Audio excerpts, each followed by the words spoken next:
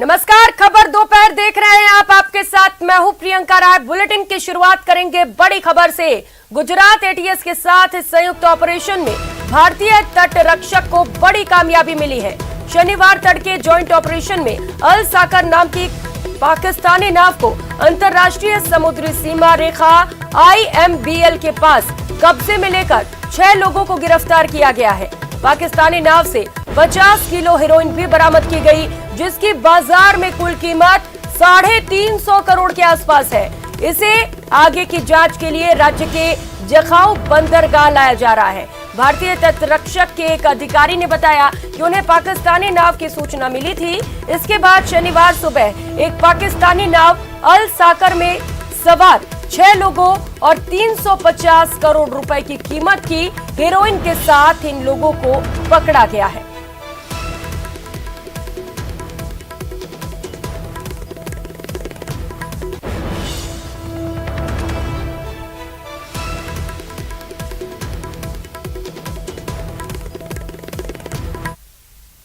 और बड़ी खबर महाराष्ट्र से सामने आ रही है। नासिक से ये दुखद खबर मिल रही है। भीषण हादसा यहां पर हुआ है और हादसे में 11 लोग जिंदा जल गए। ये हादसा तब हुआ जब बस और आयशर ट्रक के बीच टक्कर के बाद बस के अगले हिस्से में आग लग गई।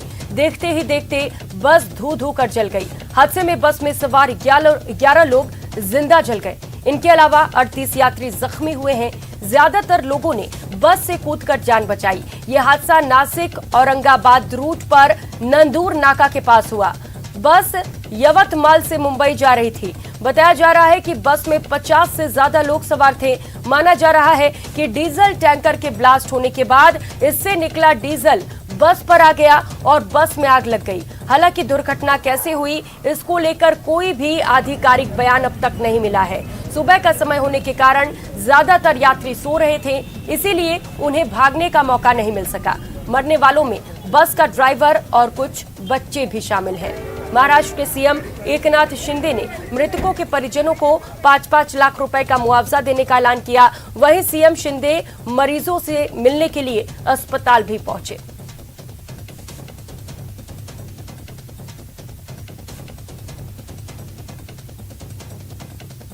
यहाँ पे ये मिर्ची होटल जंक्शन करके है। ये जंक्शन है, यहाँ से धुलिया से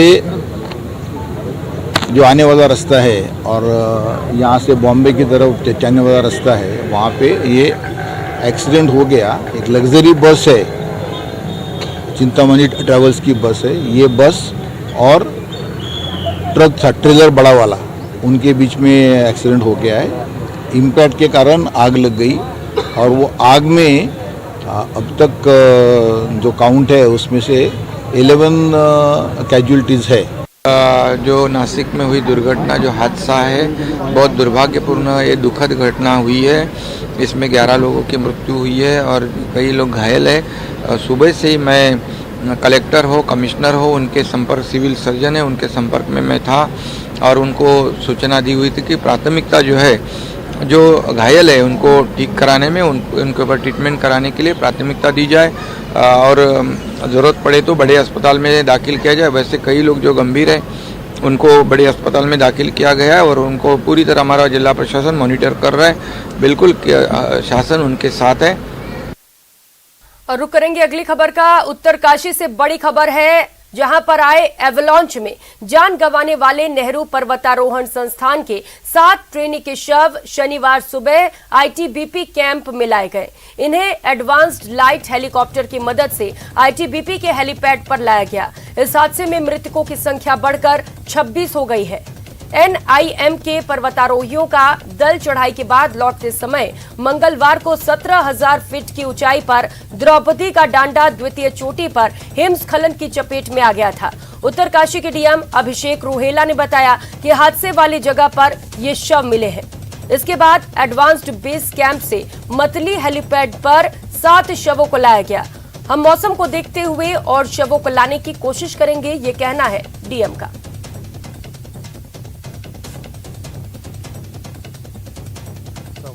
इंसिडेंट साइट से इनको एडवांस बेस कैंप लाया गया और उसके बाद फिर हेलीकॉप्टर से इन्हें ट्रांसपोर्ट किया गया है और अभी 7 बॉडीज़ पहुंची हैं और आइडेंटिफिकेशन का काम अभी गतिमान है। जी, प्रयास अभी है कि और भी रिकवरी की जाए, मतलब ट्रांसपोर्ट किया जाए, परंतु अभी मौसम के मिजाज को देखते हुए निर्णय एयरफोर्स लेगा। खबर अमेरिका से सामने आ रही है। ओहायो में एक फुटबॉल मैच के दौरान स्टेडियम के बाहर गोलीबारी की गई। 3 लोगों की गोली लगने की बात सामने आ रही है। इस दौरान स्टेडियम में भगदड़ मच गई। फिलहाल घायलों की पहचान और हालत के बारे में कोई जानकारी नहीं मिल पा रही। रिपोर्ट्स के मुताबिक ओहायो के टोलेडो में विटमर हाई स्कूल में एक फुटबॉल मैच के दौरान स्टेडियम के बाहर गोलीबारी की गई। इस मैच की एक वीडियो क्लिप भी सामने आई है, जिसमें मैच के दौरान गोलियां चलने की आवाज सुनाई दे रही है। इसके बाद वीडियो में भगदड़ मचती हुई देखी जा सकती है।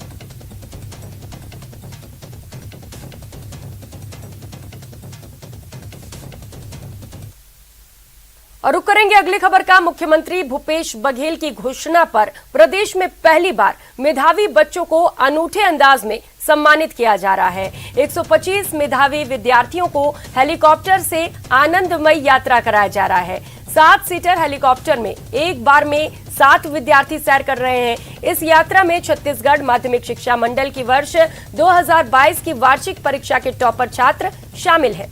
स्वामी आत्मानंद मेधावी छात्र प्रोत्साहन योजना के अंतर्गत पुलिस ग्राउंड में प्रतिभा सम्मान समारोह वर्ष 2022 का आयोजन किया जा रहा है।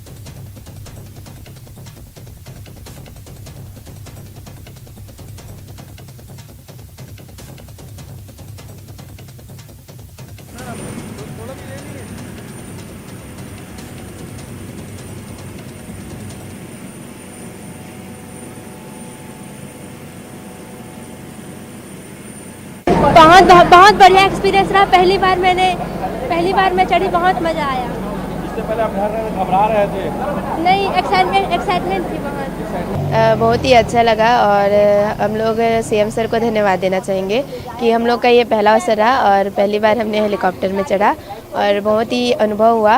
और मैं फर्स्ट टाइम बैठी थी हेलीकॉप्टर में, मुझे बहुत अच्छा लगा। मेरा फर्स्ट एक्सपीरियंस बहुत अच्छा था। और जो घर में पेरेंट्स थे वो भी बहुत एक्साइटेड थे, लेकिन जो ग्रैंड पेरेंट्स थे वो थोड़े से नर्वस थे कि फर्स्ट टाइम जा रही है, कैसे जाएगी। और खबरों में आगे बढ़ेंगे। चंडीगढ़ के सोखना लेक पर पहली बार वायुसेना दिवस का एयर शो आयोजित किया गया।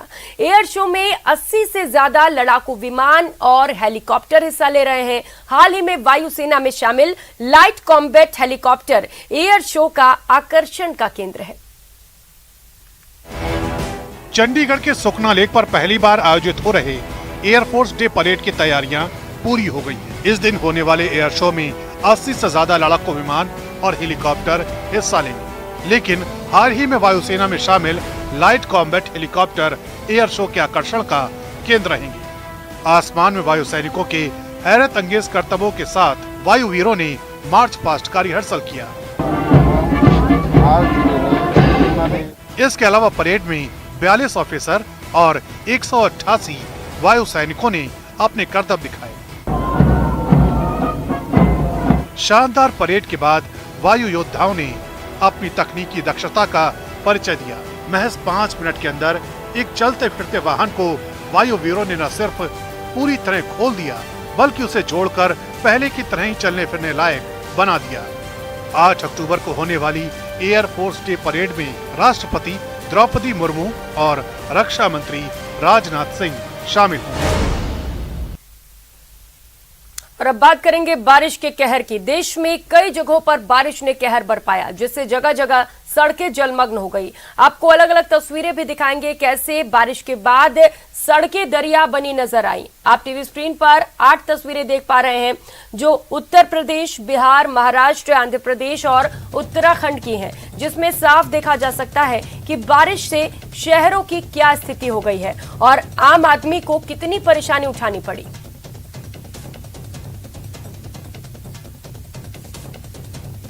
तो 8 अलग अलग तस्वीरें आपके टीवी स्क्रीन पर। बारिश एक बार फिर से कहर बनकर बरसी है। अलग अलग जगहों से, देश के अलग अलग कोनों से तस्वीरें हैं। श्रावस्ती उत्तर प्रदेश, अमेठी उत्तर प्रदेश, बलरामपुर उत्तर प्रदेश, गोपालगंज बिहार, ठाणे महाराष्ट्र, अहमदानगर महाराष्ट्र, आंध्र प्रदेश और उत्तराखंड से ये अलग अलग तस्वीरें आपके टीवी स्क्रीन पर।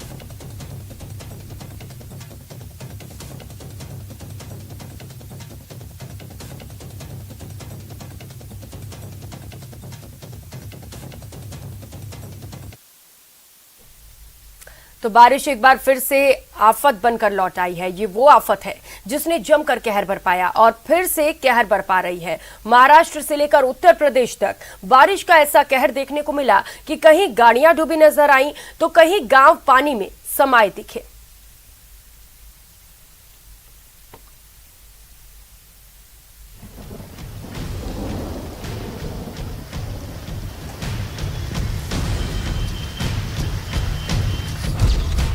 एक बार फिर लौट आई आफत। गांव-गांव दरिया, शहर-शहर सैलाब। आसमान से बरसी आफत वाली बारिश।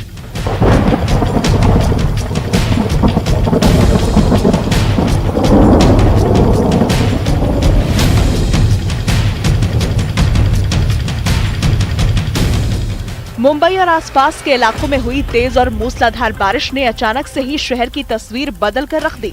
मुंबई की रफ्तार पर बारिश ने ब्रेक लगा दिया। जगह जगह बारिश का बेतहाशा पानी जमा हो गया और पूरा शहर दरिया में तब्दील हो गया। तेज हवाओं के साथ ठाणे में बारिश होनी शुरू हुई तो रुकने का नाम नहीं लिया। देखते ही देखते बारिश आफत में तब्दील हो गई और ठाणे के अलग अलग हिस्सों में पानी जमा हो गया। सड़क पर कई फीट पानी भर गया, जिससे लोगों को आने जाने में दिक्कत का सामना करना पड़ा। इस दौरान हाथ गाड़ी लेकर एक आदमी पानी के बीच से जाने की कोशिश करता नजर आया, तो वहीं गाड़ियां पानी में डूबी नजर आईं। वहीं ठाणे में मंदिर के सामने से बारिश का पानी ऐसे गुजर रहा था जैसे नदी ने अपनी धारा मोड़ दी हो और सड़क के बीच से गुजर रही हो। उसी पानी के बीच से लोग आने जाने को मजबूर नजर आए। ठाणे के साथ साथ रात भर हुई बारिश की वजह से मुंबई में कई जगह हालात बेकाबू हो गए, जहां कई फीट पानी सड़क पर भर गया। सड़क पूरी तरह से पानी से लबालब भरी नजर आई, तो वहीं उसी बारिश के पानी में गाड़ियां डूबी दिखीं।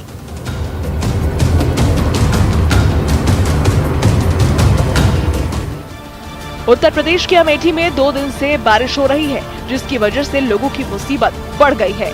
बारिश की वजह से लखनऊ वाराणसी अंडरपास में कई फीट पानी भर गया, जिसमें कई गाड़ियां डूबी नजर आईं। तो वहीं अपनी जान बचाने के लिए लोग गाड़ियों की छत पर बैठे दिखे। आंध्र प्रदेश के अलग अलग हिस्सों में आसमान से आफत बरसी तो लोगों का जीना मुहाल हो गया। तो वहीं नंदयाल में हालात बद से बदतर हो गए। बारिश की वजह से कुंडू नदी उफान पर आ गई, जिसकी चपेट में आसपास के इलाके आ गए और कई गांव जलमग्न हो गए। सड़क मानो कहीं गायब हो गई। कई फीट पानी के बीच लोग निकलते नजर आए। इस दौरान कई मोटरसाइकिल सवार जान जोखिम में डालकर सैलाब को पार करते दिखे, तो वहीं एक मोटरसाइकिल को कई लोग उठाकर सैलाब पार कराते दिखे। एक बार फिर से आसमानी आफत लौट आई है, जिसने लोगों की परेशानी बढ़ा दी है। कहीं सैलाब नजर आया तो कहीं शहर पानी पानी हो गए।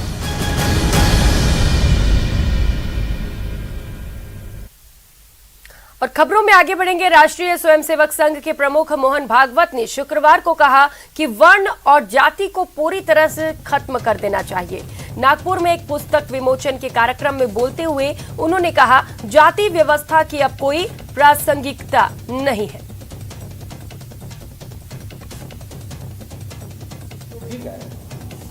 पण आज जर कोणी विचारलं की वर्ण आणि जातींबद्दल काय, तर समाजाचा विचार करणाऱ्या प्रत्येकाला हेच उत्तर द्यावं लागेल आणि हेच उत्तर त्यांनी दिलं पाहिजे, तरच तो समाजाच्या हिताचा विचार करतो की तो एक भूतकाळ आहे, तो विसरून जा। और अब बात गहलोत सरकार के मिशन निवेश की। आज जयपुर में 2 दिवसीय इन्वेस्ट राजस्थान समिट 2022 का समापन हो गया। समिट में आज एमएसएमई कॉन्क्लेव का आयोजन हुआ, जिसमें एमएसएमई से जुड़ी विकास और अवसरों को लेकर मंथन किया गया। समिट के समापन सत्र में सीएम अशोक गहलोत ने भी शिरकत की और एमएसएमई सेक्टर को लेकर अपनी बात रखी। उन्होंने कहा, जितना एमएसएमई सेक्टर मजबूत होगा उतना ही राजस्थान की आर्थिक स्थिति मजबूत होगी। साथ ही कहा कि राजस्थान में निवेश को लेकर निवेश पर प्री बजट में भी मंथन किया जाएगा और उनसे भी सुझाव लिए जाएंगे। इसकी थीम है थिंकिंग बिग, थिंकिंग स्मार्ट। देश की जीडीपी के अंदर 30% योगदान होना एमएसएमई की बहुत बड़ी उपलब्धि है आप लोगों की। 6 लाख उद्योग तो राजस्थान में है, अभी राजीव अरोड़ा जी बता रहे थे 1,35,000 के लगभग एक्सपोर्टर हैं। इस सेक्टर कोई मामूली सेक्टर नहीं है। जितना एमएसएमई सेक्टर मजबूत होगा उतनी आर्थिक स्थिति राजस्थान की मजबूत होगी। ये सोच के साथ हम आगे बढ़ना चाहते हैं और पॉलिसी भी हमने इतनी अच्छी बनाई है जिससे कि आपके बेहतर मार्केटिंग कैसे हो सके, कलाएं जीवित रह सके और हमारे उत्पादों की अंतर्राष्ट्रीय स्तर पर पहचान बन सके। इन्वेस्टर को क्या चाहिए? एमएसएमई लोगों को अगर टाइम पे लोन मिल जाए और सरकार इंसेंटिव दे दे उनको सब तरह से, जैसे मैंने कहा कि 3 साल के बजाय 5 साल हमने कर दिया, कोई परमिशन की जरूरत नहीं, 8% तक ब्याज जो है मुक्त कर दिया है अलग अलग श्रेणी के हिसाब से। 8% भी है, 7% भी है, 5% भी, जीरो भी है, जीरो ब्याज भी है कुछ स्कीम के अंदर। तो इस प्रकार हम सब जो है चाहेंगे, बजट आने वाला है, प्री बजट मीटिंग होगी तब हम और आपकी बातें सुनेंगे और जो सुझाव आप देंगे मैं उसको प्रयास करूंगा किस प्रकार से इस सेक्टर और मजबूत हो आने वाले वक्त के अंदर, उसके लिए हम लोग फैसले करेंगे। वहीं बीजेपी ने इन्वेस्ट समिट पर सवाल उठाए हैं। उपनेता प्रतिपक्ष राजेंद्र राठौड़ ने कहा कि 10 लाख करोड़ के निवेश के दावे खोखले साबित होंगे। राठौड़ के बयान पर सीएम ने पलटवार किया और कहा कि इसे मुद्दा बनाना बीजेपी को महंगा पड़ेगा। सरकारी धन से लोक लुभावने विज्ञापन जारी करके बड़े बड़े लोगों को बुलाकर सरकार ने जो इन्वेस्टमेंट समिट की है उसके ढाक के 3 पात साबित होंगे। मुख्यमंत्री जी का दावा 10 लाख करोड़ से ज़्यादा का निवेश, मैं समझता हूँ धरती पर जब सारी बातें आएगी तो पता लगेगा कि इसमें 90% निवेश आएगा नहीं, क्योंकि राजस्थान में आज सरकार अनिश्चितता के घटाघोप में खुद गिरी हुई है। ये मुद्दा बनाना बीजेपी के लिए महंगा पड़ेगा।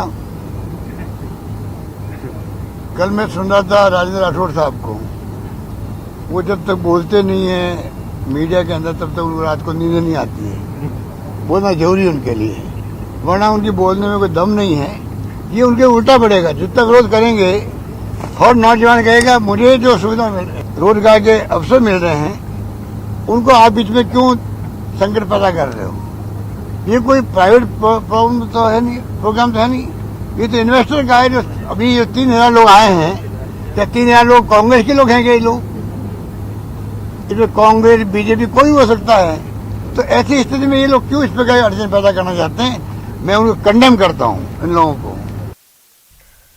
उधर मध्य प्रदेश के पूर्व मुख्यमंत्री और कांग्रेस के वरिष्ठ नेता दिग्विजय सिंह का भारत जोड़ो यात्रा के दौरान शुक्रवार को अनोखा अंदाज देखने को मिला। कर्नाटक के भारत जोड़ो यात्रा के दौरान वे चेंदा ड्रम की थाप पर थिरकते दिखाई दिए। कांग्रेस की भारत जोड़ो यात्रा इन दिनों कर्नाटक में है। इसमें मध्य प्रदेश के पूर्व सीएम दिग्विजय सिंह भी शामिल है। यात्रा के दौरान दिग्विजय सिंह का शुक्रवार को एक जुदा अंदाज भी देखने को मिला। वे कांग्रेस नेताओं के साथ ढोल मांदल पर जमकर थिरकते नजर आए। दिग्विजय सिंह का वीडियो सोशल मीडिया पर जमकर वायरल हो रहा है। भारत जोड़ो यात्रा को शुरू हुए 30 दिन हो चुके हैं। यात्रा के दौरान दिग्विजय सिंह को एक जगह चेंदा ड्रम की थाप पर थिरकते देखा गया।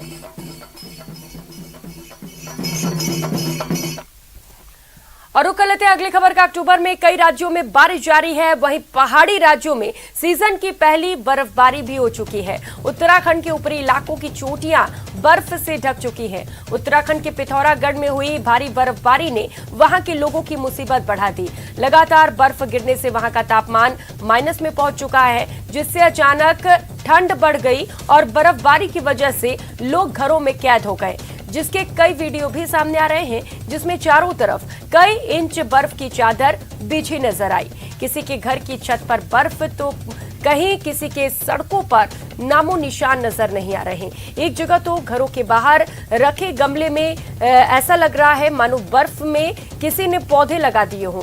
शुक्रवार की सुबह से ही जोरदार बर्फबारी शुरू हो चुकी है, जिससे ठंड की वजह से लोगों को स्वेटर और जैकेट तक निकालने पड़ रहे हैं।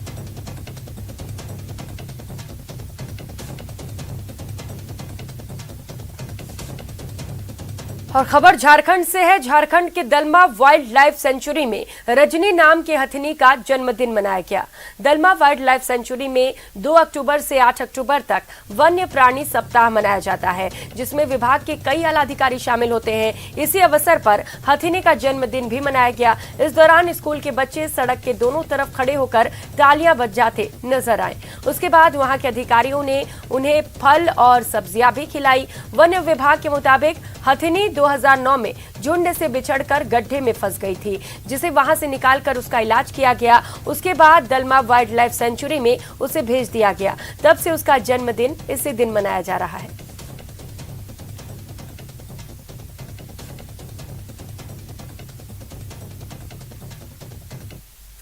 और खबरों में आगे बढ़ेंगे। न्यूक्लियर वॉर को लेकर अमेरिकी राष्ट्रपति जो बाइडेन ने बहुत बड़ी वार्निंग दे दी है।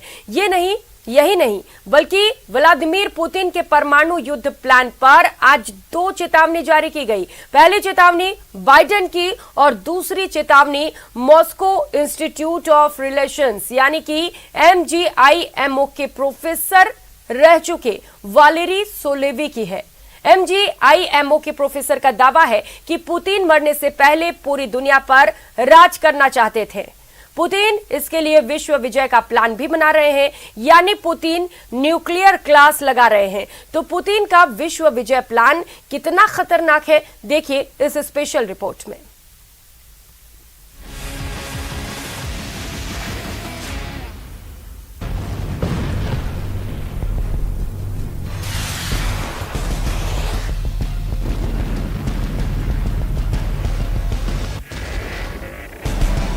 बटन दबेगा, परमाणु बम निकलेगा, फटने के लिए गिर पड़ेगा और चंद सेकंड में धरती पर वो होगा जो पिछले 7 दशक में नहीं हुआ।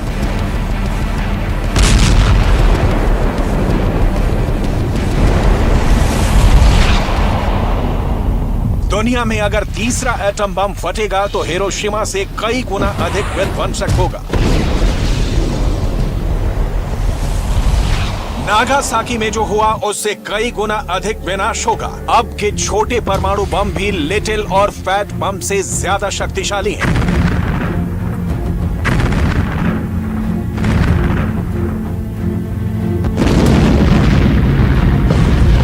इतने ताकतवर कि उनके जमीन पर गिरते ही जर्रा जर्रा थर्रा उठेगा।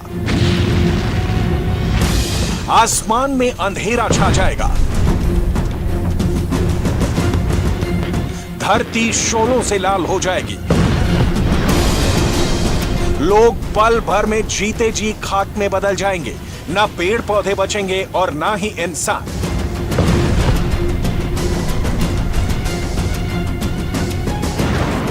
धरती पर जगह जगह बन जाएगा खुला कब्रिस्तान। दुनिया के सबसे ताकतवर मुल्क के सबसे शक्तिशाली शख्स ने परमाणु खतरे को लेकर बहुत बड़ा बयान दिया है। अमेरिका के प्रेसिडेंट बाइडेन का कहना है परमाणु हथियारों के इस्तेमाल का जोखिम पिछले 60 वर्षों में सबसे अधिक है। बाइडेन ने परमाणु खतरे की तुलना क्यूबा मिसाइल संकट से की।